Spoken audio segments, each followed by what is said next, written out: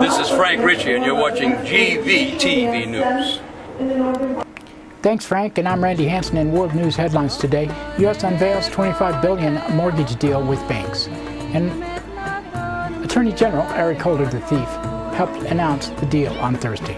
And NATO blamed for deaths of 8 children in Afghan airstrike. And out of Syria, Homs siege continues with 25 dying, Aleppo blast.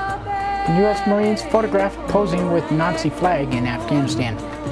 And out of Maldives, ousted President Nasheed leads rally, calls for elections.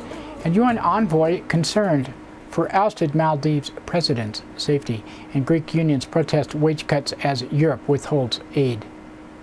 And out of Spain, pioneering judge Baltasar Garzón disbarred. An online protest held for Palestinian hunger striker. And NRC approves first U.S. new nuclear plant since 1978. And out of New York City, thousands rally in meeting over 24 school closings. Education gap growing between the rich and the poor. And CPAC features white nationalist speaker rejects gay GOP group's sponsorship. And the Mokali workers claim victory with Trader Joe's deal.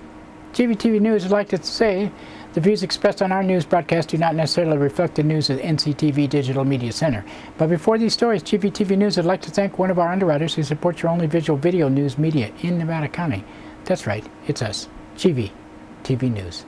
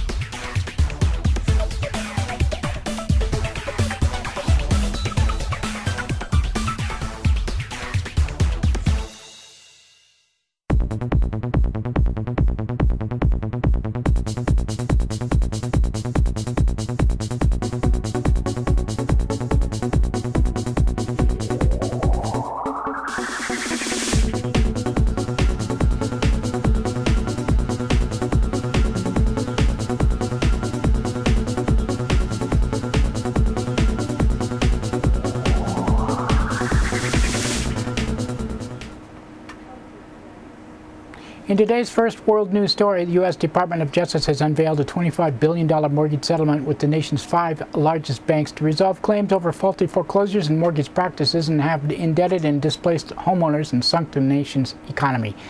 The bulk of the mortgage settlement is expected to go to as many as 1 million homeowners in form of reduced mortgage debts and refinancing with lower interest rates. Another 750,000 people who have lost homes to foreclosure will receive between $1,500 and $2,000. Eric Holder, the thief, said, "We saw this far too often. Services pushed borrowers into foreclosure even though federal regulations require that services to try other alternatives first. These failures didn't just hurt borrowers but who might have been able to afford modified mortgages. They fueled the downward spiral of our economy and communities nationwide. They eroded faith in our financial system, and they punished American taxpayers who have footed the bill on foreclosures that would have been avoided. With the settlement, we are recovering precious taxpayer resources. While the deal is being described as a $25 billion settlement, the banks will only have to pay out a total of $5 billion of cash between them." Nothing, actually. U.S.-led NATO coalition in Afghanistan has been accused of killing 8 children in an airstrike earlier this week. In a statement, Afghan President Hamid Karzai said the attack took place in the eastern Kapisa province, in which he has assigned officials to investigate. And in Syria, at least 25 people have been killed in 2 bomb attacks on military and security buildings in the northern town of Aleppo. The bombings come as the Syrian government continues to bombard the city of Homs with tanks, helicopters, and artillery, reportedly killing more than 100 people on Thursday.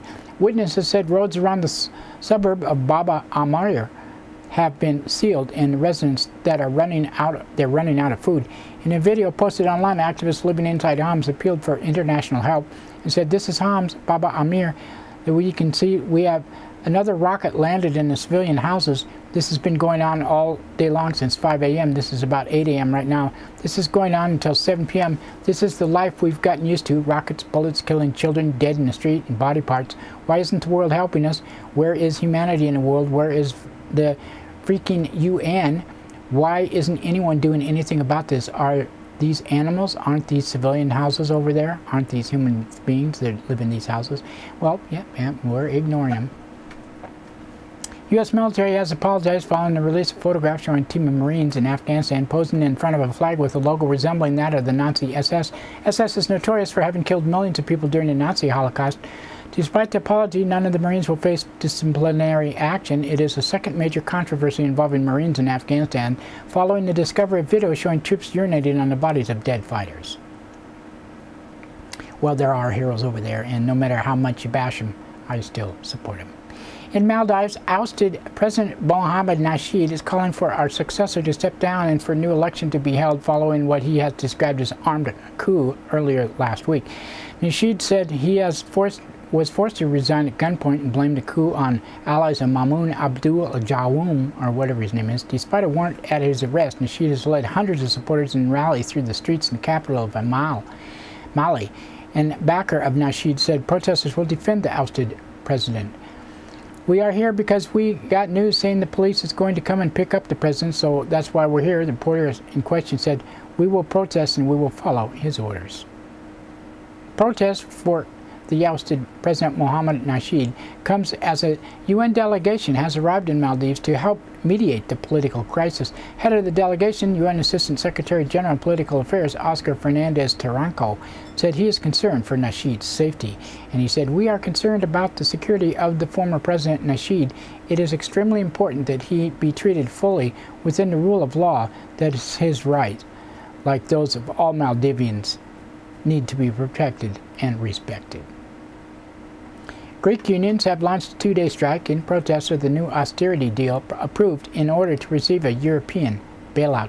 The deal would cut the private sector minimum wage by 22% for workers over 25 and 30% for those under 25. European Finance Minister is still withholding the $170 billion bailout, saying the Greek austerity measure does not go far enough. In the Spanish Judge Baltasar Garzón has been disbarred for 11 years after being found guilty of ordering illegal monitoring. Garzón is known for taking the international human rights cases with actions including ordering the arrest of former Chilean dictator Augusto Pinochet in '98, indicting Osama bin Laden for 9/11 attacks, and probing the abuse of U.S. prisoners at Guantanamo Bay. But on Thursday, he was convicted of authorizing illegal recordings between clients and their lawyers in a corruption case involving the governing People's Party. Spain's Supreme Court has banned Garzón from the legal profession for 11 years, effectively ending his career as a judge. The court also said he could not appeal against the ruling. And solidarity actions were held online throughout the world on Thursday to back a Palestinian activist who has been on hunger strike for nearly 2 months in a protest of his detention without trial or charge. Qadir Adnan, believed to be a member of the Palestinian group Islamic Jihad, has refused to eat since his arrest in mid-December. A Nuclear Regulatory Commission has approved 2 proposed new nuclear power reactors at Southern Nuclear's Vogtle site in Georgia. The move marks the first time the NRC has approved new reactors in the United States since 1978, shortly before the 3 Mile Island nuclear meltdown in Pennsylvania. The vote was 4-1, with NRC Chair Gregory Jaczko casting the sole dissenting vote. Jaczko said he objected to the license over the absence of guarantees to implement recommendations made following the Fukushima nuclear disaster in Japan last year. A coalition of anti-nuclear groups has vowed to file suit in order to block the project. And more than 1,000 students, parents, teachers, and Occupy Wall Street protesters rallied in New York City on Thursday at a vote over the closing of 24 public schools. Protesters under the umbrella group called Occupy the DOE tried to stop the vote from happening using human microphone. The protesters disrupted the meeting at times but were unsuccessful in stopping closing of 23 schools. New York public school teacher Brian Jones and high school student Tafador Sarov helped organize the protest. Jones said, What we really need is real democracy, and unfortunately what we have right now is mayoral dictatorship over the schools. So they close the schools. They do whatever they want. Nobody gets any say. None of the teachers get a say. No parents get a say. Students certainly don't get a say. We have to interrupt them with mic checks just to be heard. And Tafador Sarov said, "I'm here tonight because the Panel for Educational Policy, a panel of Bloomberg's puppets, is here to close down as many high schools as they can in a process of neoliberal education reform to open up private charter schools. This is direct and racially motivated attack on our communities, and we came here tonight to shut it down." In other education news, new studies are showing the education gap between rich and poor Americans is growing in record levels. According to the New York Times, one recent study found the gap in standardized test scores between affluent and low-income students has grown by about 40% since 1960s. Another study from researchers at the University of Michigan shows the disparity in college completion by income brackets has grown by 50% since the late 80s. Conservatives are gathering in Washington, D.C. for the Conservative Political Action Conference. Kansas City Secretary of State Chris Kobach, who recently endorsed Republican presidential hopeful Mitt Romney, is expected to appear on a panel entitled "High Fences, Wide Gates, States versus the Feds, Rule of Law and American Identity," alongside white nationalist Robert Vandervoort. Kobach recently campaigned with Romney on immigration reform in South Carolina. Meanwhile, GO Proud, a Republican group that represents LGBT people, has been barred from sponsoring the convention. And the Coalition of Immokalee Workers, I can never say it right, has announced a major victory in reaching an agreement with grocery chain Trader Joe's, ensuring humane working conditions for farm workers harvesting tomatoes sold inside its stores. On Thursday, Coalition of Immokalee Workers said Trader Joe's had finally agreed to join the group's Fair Food program after a lengthy public campaign that included protests in front of the chain's locations. Before the deal, the farm workers said the wages had remained stagnant since the '78, with tomato pickers having to put 10-hour days in just to make minimum wage. And that's it for World News today. Now we would like to thank one of our underwriters who supports your only visual video news media in Nevada County. That's right, it's us, GVTV News.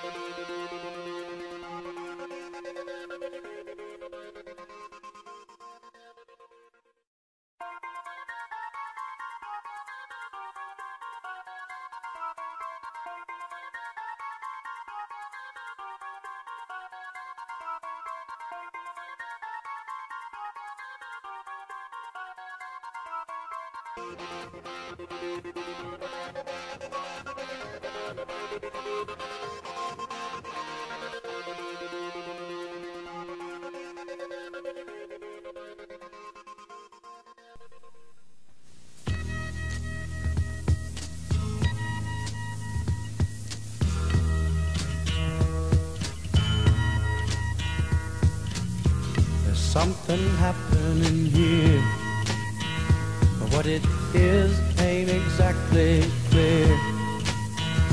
There's a man with a gun over there, telling me I got to beware.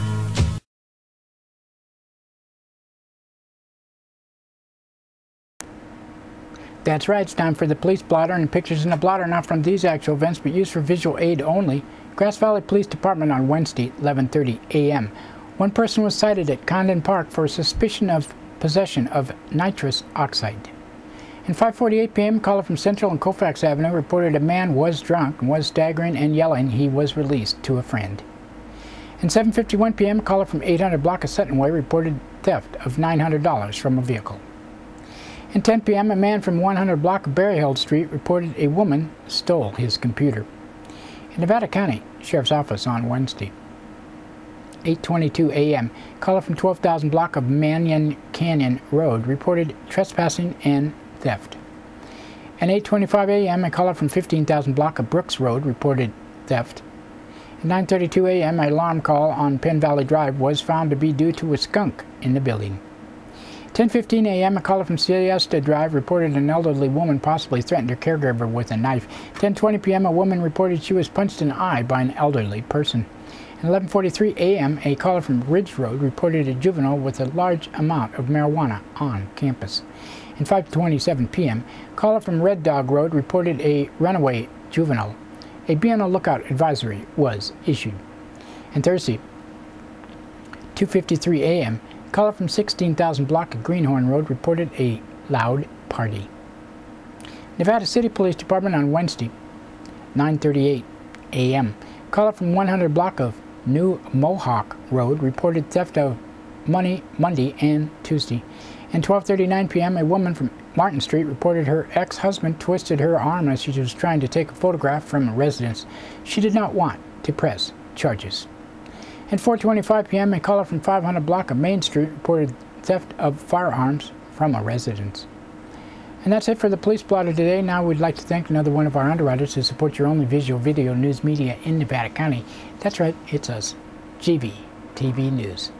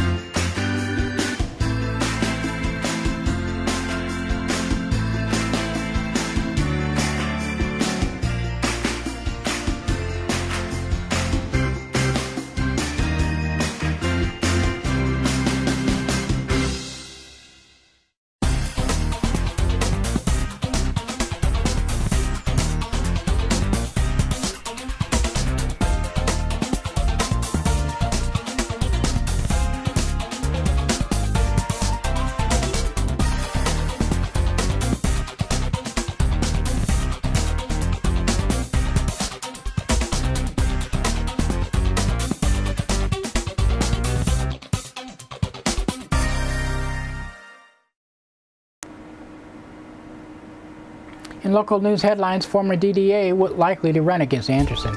And copper wire thieves caught. And child molester sentenced to 6 years. And child safety in a digital world. Topic of class. Today's first local story, Nevada County might see one contested race for Superior Court judge this year. Former Nevada County Deputy District Attorney George Smyrnans, I don't even know how to say his name, is running against incumbent Thomas Anderson. Smyrnans is still exploring options and most likely will file his declaration of candidacy in a few weeks. Robert Tamietti and B. Scott Thompson have filled their intention forms in their respective seats and are running unopposed. And GVTV News backs Judge Thomas Anderson. 3 Sacramento men have been arrested in connection with the theft of copper wire from message signs in Interstate 80. Collaborative effort between the California Highway Patrol and Gold Run and Caltrans led to the arrest of 3 suspects. The trio was caught red-handed stealing copper wire from a traffic advisory message sign in westbound I-80 west of Cisco Grove early Tuesday morning, according to CHP Public Information Officer Todd Ketwig. CHP Officer Schuler Bell and Chris Crabtree were working on an ongoing investigation. They located a vehicle parked near several Caltrans electrical boxes that had been previously vandalized as copper wire was stripped from them. Herb Henriksen, 39, John Paulin, 46, and Justin LaBothler, 31, all from North Highlands, allegedly were found with the stolen copper wire in their possession and the tools used to remove it. All 3 suspects were taken into custody without incident and booked into jail on suspicion of grand theft, possession of stolen property, vandalism, and possession of burglary tools, and criminal conspiracy. All have been released on $10,750 bail. Not only are the costs associated with replacing the stolen wire and repairing damaged equipment a great expense to California taxpayers, this criminal act also compromise public safety, said CHP Gold Run Area Lieutenant Commander John Arabit. We're taking these crimes seriously. Copper thieves will be caught and prosecuted. In a story by Liz Keller of the Union, emotions ran high in Nevada County courtroom as a victim of child molester, who is also the mother of his other 2 victims, spoke at his sentencing Thursday. We had agreed that we want whatever is best, but being here today and having to relive what he did, I don't think I can go with what I wrote, Fulmer's daughter said. Pausing frequently to wipe a tear away, I've gotten to the point where I can honestly say I forgive him, but I have no desire for reconciliation now or in the future. Martin Zane Fulmer, 63, of Nevada City, had pled no contest to 1 count of lewd and lascivious acts on child younger than 14 a serious and violent felony. The other two victims, one of his granddaughters and his daughter, were not charged in the case because of jurisdictional and time element issues. I want him to get help, said the woman, who was not being named by the union, but I don't know if he's ready, if he'll take the steps he needs, and that concerns me. Fulmer allegedly molested his daughter 28 years ago when she was 9 or 10, said Nevada County Deputy District Attorney Katie Francis. He recently molested his granddaughters aged 7 and 10 at the time. Francis noted the psychological evaluations did not categorize Fulmer as a pedophile, but added, "We must be careful and understand the clinical psychologist has an entirely different agenda than the criminal justice system. The criminal justice system aims at achieving justice for society and victims, and punishment is a significant part of that system." She asked Superior Court Judge Candace Heidelberger to impose a 6-year prison term. Mr. Fulmer stole the innocence of 3 tiny girls, Francis said. He's a danger to young children. Fulmer's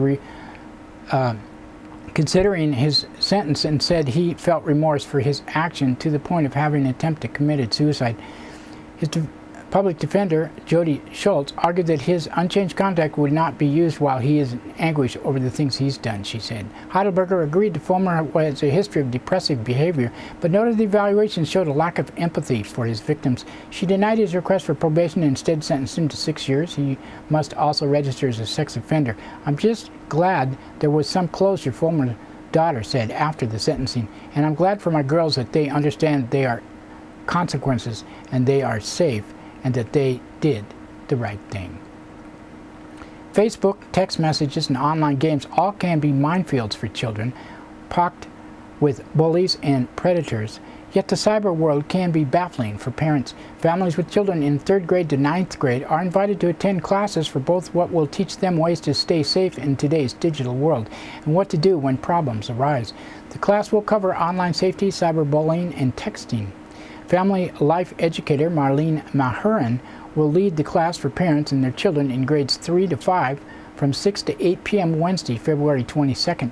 The second class for parents and their children in the grades 6 through 9 will be from 6 to 8 p.m. Wednesday, February 29th. Both classes will be at the Nevada County Superintendent of Schools office at 112 Nevada City Highway, Nevada City. Cost is $10 per couple, and at 1 parent and 1 child.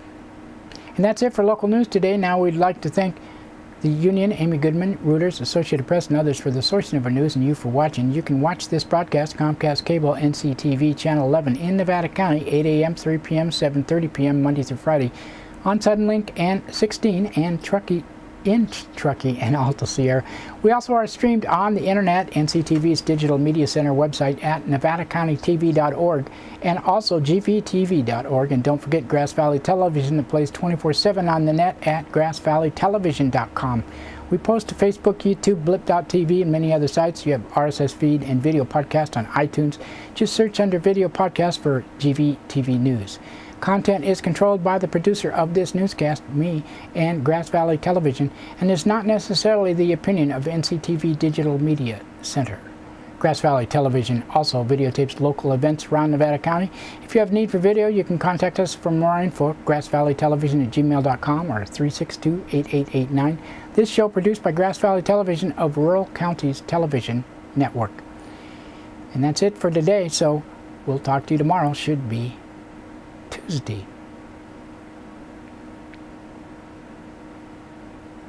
Ladies and gentlemen, this is Drew Pearson. We bring you this special radio television broadcast in order to give you the very latest information on an amazing phenomenon, the arrival of a spaceship in Washington. The Army has taken every precaution to meet any emergency which may develop. Just a minute, ladies and gentlemen, I think something is happening.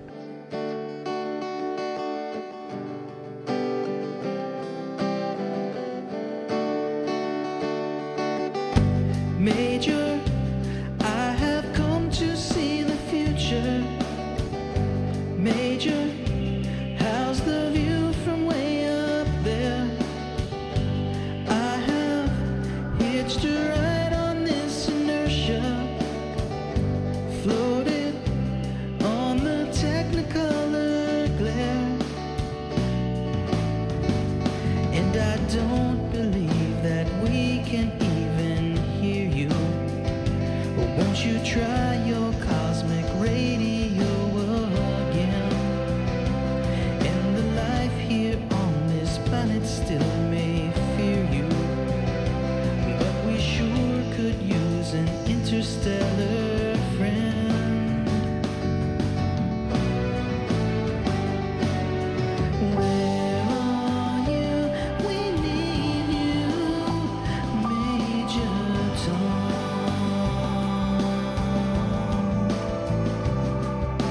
Take your pills and put your spacesuit on.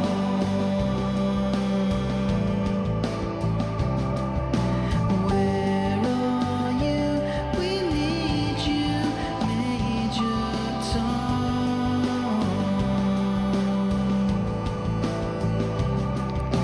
Check your charts and find your way back home.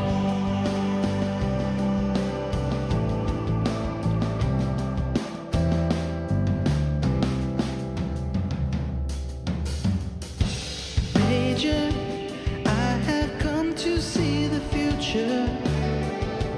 Major, I have come to seize the day.